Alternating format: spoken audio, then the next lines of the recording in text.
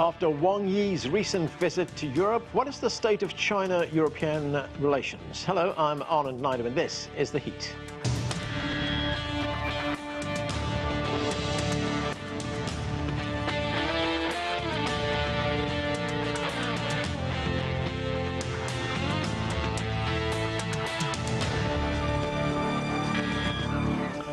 The senior Chinese diplomat Wang Yi visited Europe this month and sought to build a stronger relationship with the European Union, China's largest trading partner. He met with German Chancellor Scholz and he promised the leaders of Germany and France that Beijing wants to, quote, fully restart exchanges, unquote, with the European Union. But amid increasing tensions between Europe and China in recent years, where do things stand now between the major powers? To discuss all of this, we are joined now from Beijing by Victor Gao. He is the chair professor at Soochow University. Also joining the discussion from Cambridge, Massachusetts is Klaus Larres. He is a visiting scholar for European Studies at Harvard University. With us too from Oregon is Liang. She is the Endowed Chair of Economics at Willamette University. And from London, we're also joined by Klisman Murati. He is founder of Pareto Economics. Welcome to all of you to the show. Victor Gao, of course, Wang Yi is one of the most senior diplomats in China. He made this multi-country visit to Europe. He met with European officials, very high-level officials. What do you think that visit achieved? What is your assessment right now of China-European relations? Thank you very much for having me. You may know that before the G20 summit meeting last year, Chancellor Scholz of Germany made a very quick visit to China, and his visit was actually accused of by many media agencies and government officials in Western countries. However, ever since the summit meeting in Bali between President Biden of the United States and the Chinese President Xi Jinping, it has become politically correct for Western leaders to meet with Chinese leaders or even find their ways to come to Beijing for such meetings. Wang Yi's meetings in Europe, not only in Germany, but France, Italy, and Hungary, before he eventually made his way to Russia, for example, was generally held as very positive because China and European countries do need to make up for the 3 years more or less lost in engaging with each other, person to person, face to face, and they really have a lot to talk about, especially when many countries face the dangerous prospect of either slow growth or recession, and China-European re-engagement promoting economic cooperation will be absolutely necessary and important for both China and European countries. Further, how China and European countries can compare notes on major issues in the world, especially including the war in Ukraine, that really creates a lot of tests to the wisdom and vision and courage of European leaders, as well as Chinese leaders for the moment, as well as in the coming months and years going forward. They need to talk, they need to re-engage. It's very encouraging to see that the French President Macron has announced that he will make his way to Beijing in April. He will be very warmly welcomed. Victor, just one point. As relations stand right now, do you think China and the European countries are well poised to, as you say, make up lost time and improve the relationship? Yes, I believe so. However, the European countries also suffer a lot of headwind imposed upon them by Washington, mainly because Washington may not be very happy to see closer cooperation between China and European countries, and they actually wanted to see whatever they can do, try to push China and European countries apart. And the card they are playing is this ideological card, or even a Cold War card, try to rally the European countries onto the side of the United States or sign them up onto the bandwagon of anti-China, hostility to China, confrontation to China. This is not driven by economic or normal business considerations. This is truly a Cold War mentality. And I'm afraid many European countries eventually would realize that to have at least a little bit of independence of their own mind in deciding what should be the megatrend relations between China and European countries focusing more on realism and pragmatism will be much better than purely just following the footsteps of the United States in the ideological rivalry against China, which may eventually turn out to be not only very destabilizing, but also not constructive at all for the fundamental interests of the people in the United States or in any countries which want to choose the side of hostility against China. All right, let me go to Klaus Larres to get his view on the relationship. Klaus, Wang Yi, he met with the German Chancellor as well as other leaders in Europe, and he gave the undertaking to both the German and French leaders that he wanted to, quote, fully restart exchanges and increase cooperation in areas where they clearly have common interests, things like free trade, climate change. I mean, do you think Europe's going to be receptive to the message he brought? Yes, absolutely. Re-engagement with China is what the Europeans, or at least most Europeans, would like as well. There is no talk about decoupling or containment of China in Europe. Relations are not bad, but there are still, a lot of hurdles which need to be overcome. In the geopolitical realm, that clearly is the Ukraine war, and in Europe it is, as you know, it is perceived that China pursues a kind of pro-Russian neutrality policy, and that is not sufficient to the Europeans. China needs to condemn the war, needs to condemn Russia's aggression from a European point of view. There are also other issues like Taiwan, human rights, which still bother the Europeans and which still need to be tackled. And there's also the economic realm. Here, the subsidy culture in China is still the usual culprit. Also, the Europeans encourage the Chinese to open their markets further on the basis of reciprocity. And all that kind of thing needs to be addressed. And there is not an ideological conflict being pursued by the Europeans, but we have entered a realm of hard-nosed economic competition and rivalry. And the Europeans do not want to be taken for granted by the Chinese or be taken for a ride. They know China is a very hard-nosed economic rival, and they don't want to hand over things for free. As the German economics minister Habeck said, the time and era of naivety is over. So, the Europeans want to engage with China, but they're also well aware of the traps and the dangers of doing so. Well, let me go to Victor to get his response to what you said. Klaus, Victor, is the relationship between China and the Europeans somewhat undermined by the fact that China will not condemn Russia for the conflict in Ukraine right now, and the fact that the Europeans see China as, Klaus put it, a hard-nosed rival?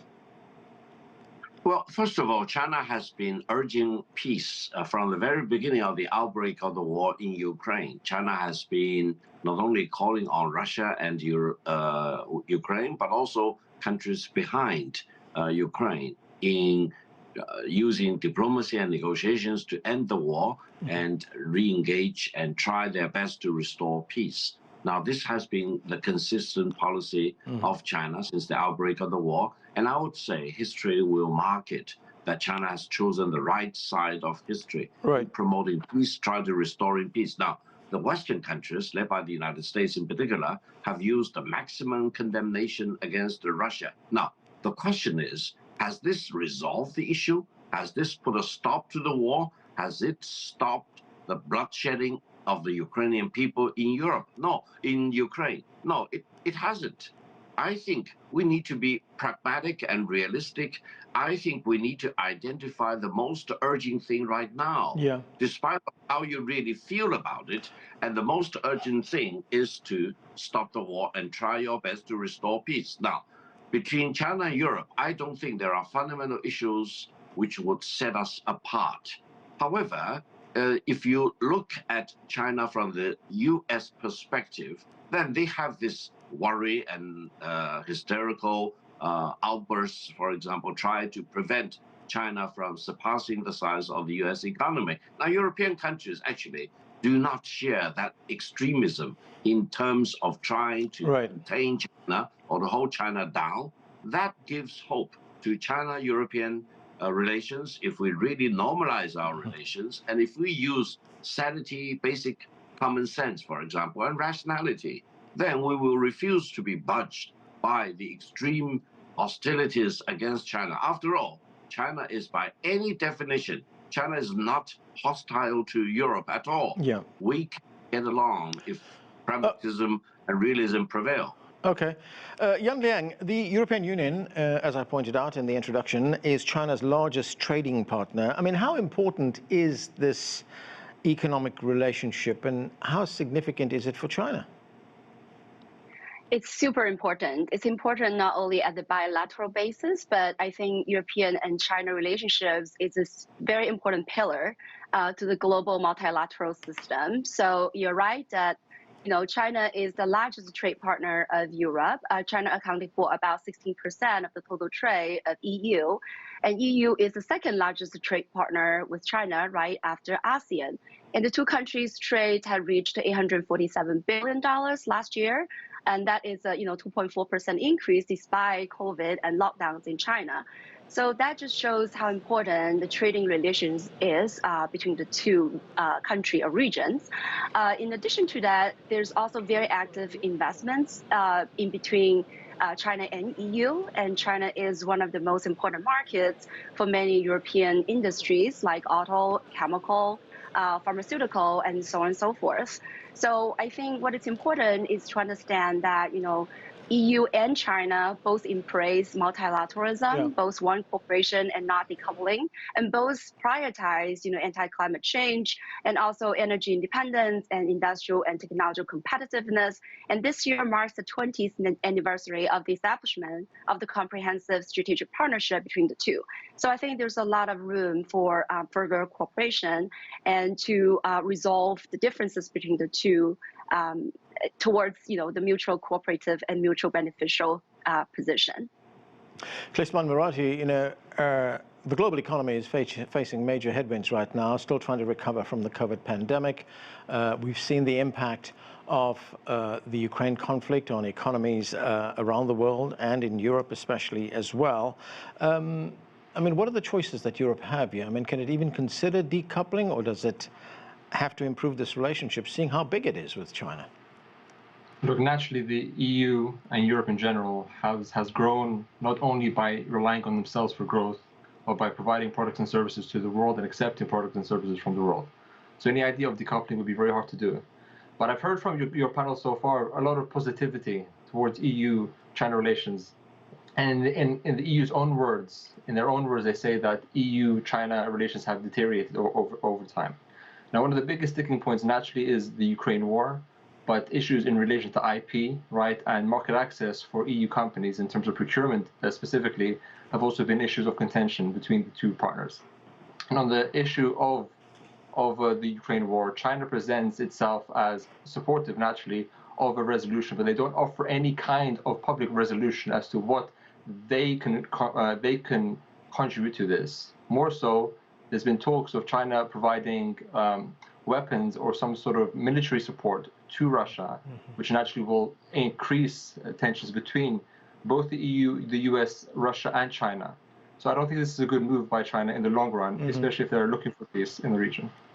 Just one point on the question of China supplying weapons, Klisman. Very mixed message out of the United States. Yesterday we had senior officials saying, yes, they believe China will supply weapons, but the president himself said he doesn't believe that China will be supplying weapons. I mean, that is the one thing. Let me go to Klaus Larres here. Klaus, the French President Emmanuel Macron, he said over the weekend that the fact that China is engaging in peace efforts is a good thing. And Macron also said that he would be visiting China, as Victor pointed out to us, in April. I mean, isn't there an opportunity here to build on these peace proposals? I mean, it is good, of course, that people call for peace. This is a good development, and China, we have waited for that for a year until China came out with a detailed peace plan. And one wonders why it only came now and not 6 months ago, for example. However, now this peace plan needs to be implemented. And we all know that China at the moment is benefiting from the war because it obtains more oil and gas from Russia at very cheap prices than before the war. And it also, at the same time has a lot of influence on President Putin. So I think China is actually a crucial player here. China could put an awful lot of influence on Putin to move to the negotiating table with concessions. We know that Zelensky, we know also that the United States will not enter into negotiation if Putin is not making any territorial concessions. And Putin wants to hang on to the territory he has gained so far. This is unacceptable to Zelensky. This will not result in peace negotiations. So if China came in and persuaded Putin that he does have to make constructive and genuine concessions to get to the table, I think everyone would welcome.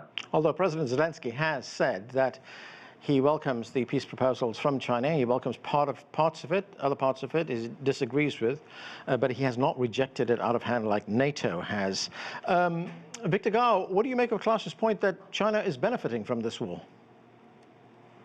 First of all, allow me to emphasize one point. China-Russian relations normalized in 1991, or even before then, in 1989, when the former Soviet Union was still in existence. And for all these decades, China-Russian good friendliness, good neighborliness, for example, has been a cornerstone for peace and stability, not only in Asia, but for global peace and development. No one should really neglect that.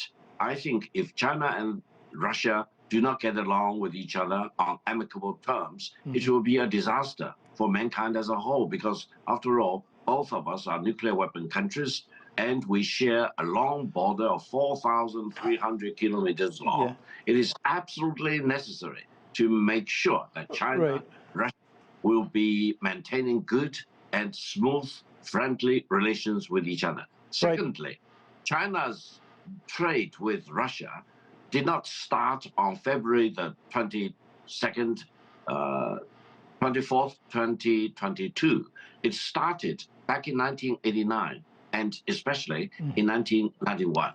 All these years, there has been steady increase in China trade. The two countries are highly complementary to each other, and both sides need the goods and services produced from the other side. This is normal trade between sovereign nations. No one has any legal justification to point an accusing finger at China-Russian bilateral trade. Yang Liang, getting back to the economic relationship, what are the kinds of economic opportunities do you see ahead for China and the European countries? I mean, what are the main areas of potential growth? And we've got to remember that, of course, China is one of the biggest economies in the world, the second largest. It also has a huge and growing middle class, a huge group of people who are a major source of income. They're consumers. Right. First of all, I think I just can't help but commenting a little bit more on the geopolitical, sort of the tensions. I think Victor puts it very nicely. This is an unwinnable war, and China from the very beginning has been insistent on, a peaceful negotiation, a peaceful way out of this. And I don't think that, this argument that China has not done enough. China has always been insisting on a UN-based resolution negotiation to bring all the 5 permanent Security Council members plus European plus Ukraine on the table and negotiate instead of adding fuel on fire. So that claim about selling weapons, I think you just debunked that very nicely. For the second part, I think when it comes to economics, I think I heard some of the commentators say that China is not addressing some of the issues that Europeans are keen on, such as IP and market access. But that's precisely the point where Wang Yi and also Fu Cong, the ambassador to UN, has proposed to reopen the negotiations on the comprehensive investment agreements, and that is precisely to address market access, to healthcare, to chemicals, to auto industries. It's the Europeans that refused to come back to negotiate the CIA. So I think that it's a very interesting point. On the one hand, they are concerned about it, but on the other hand, they refuse to talk. Now, when it comes to the areas of cooperation, certainly I think energy, technology, and climate change all these are very important areas for cooperation. One example is, China just one of the Chinese battery companies, CATL, just invested $7.6 billion in Hungary to build a battery production site. That's the largest foreign investment Hungary ever received. And so that would definitely go a long way to help with, alternative energy cars and much bigger uses of, energy storage and so on and so forth. So I can see a lot of opportunities for cooperation. The matter is if both sides can overcome some of the ideological differences and also these geopolitical tensions to be pragmatic on those economic corporations.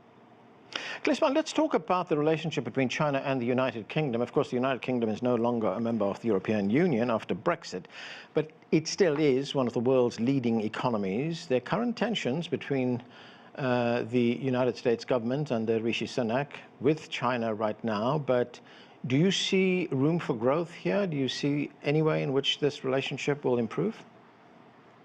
Well, naturally, in the post-Brexit world, and I think the B word has been something which the United Kingdom has been faced with over the last few years, and it's still reeling from its impacts. It needs to find partners on a one-to-one, on a bilateral basis, no longer relying on sort of the basket of the EU to support it.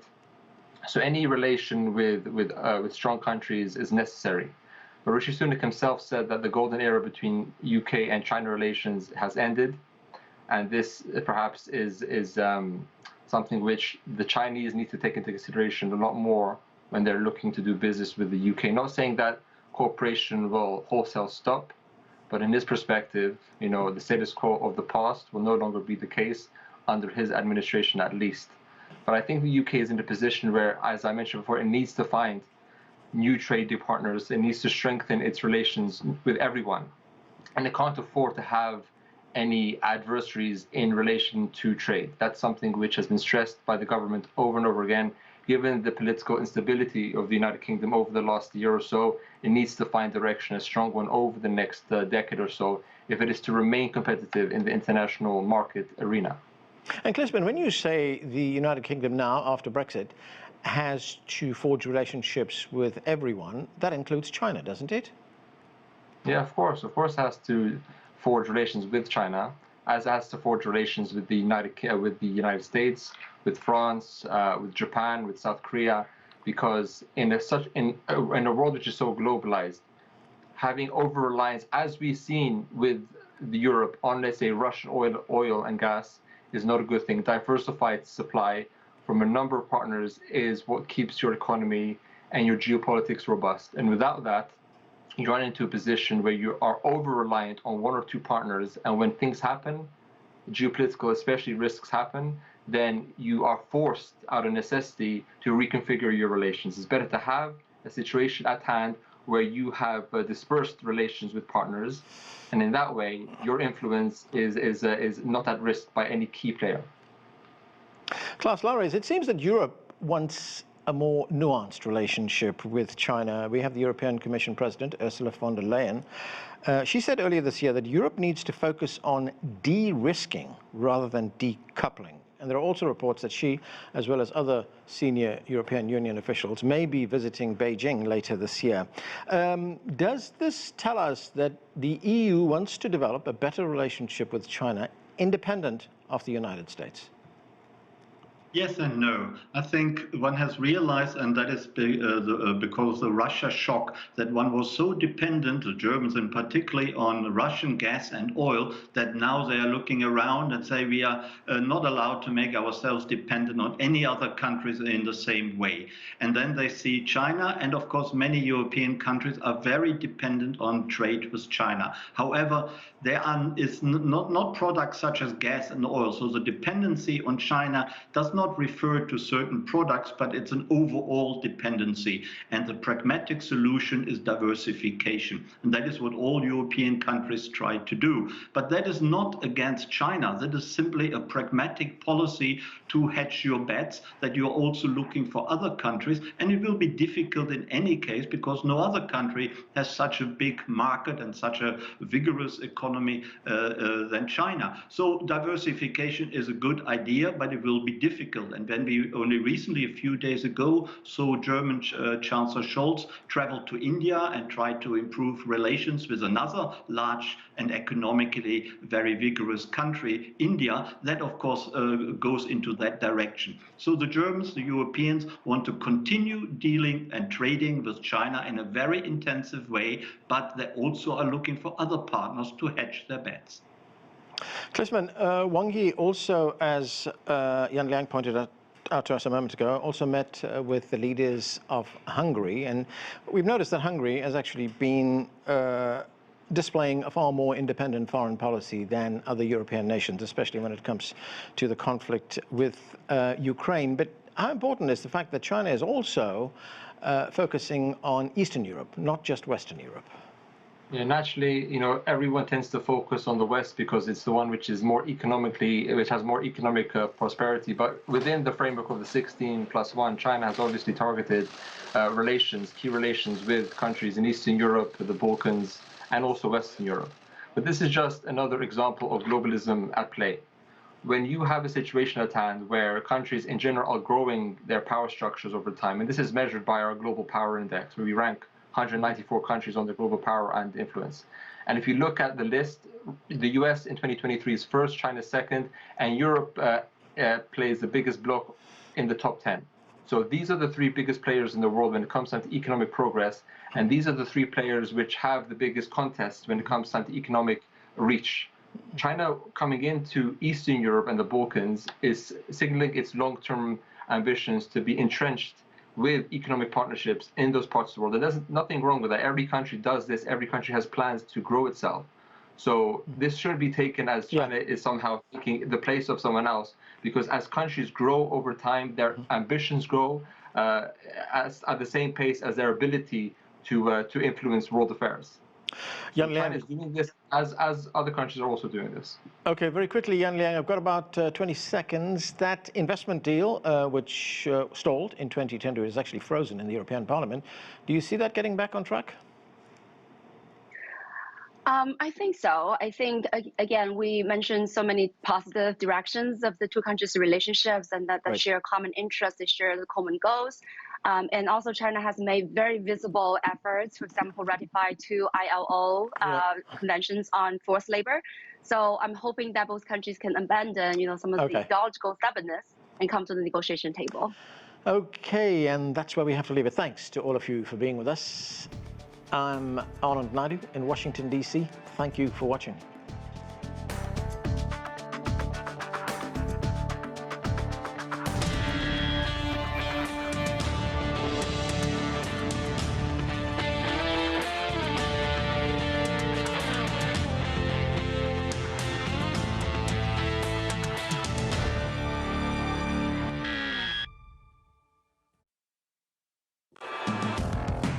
The nature of business is to bring value.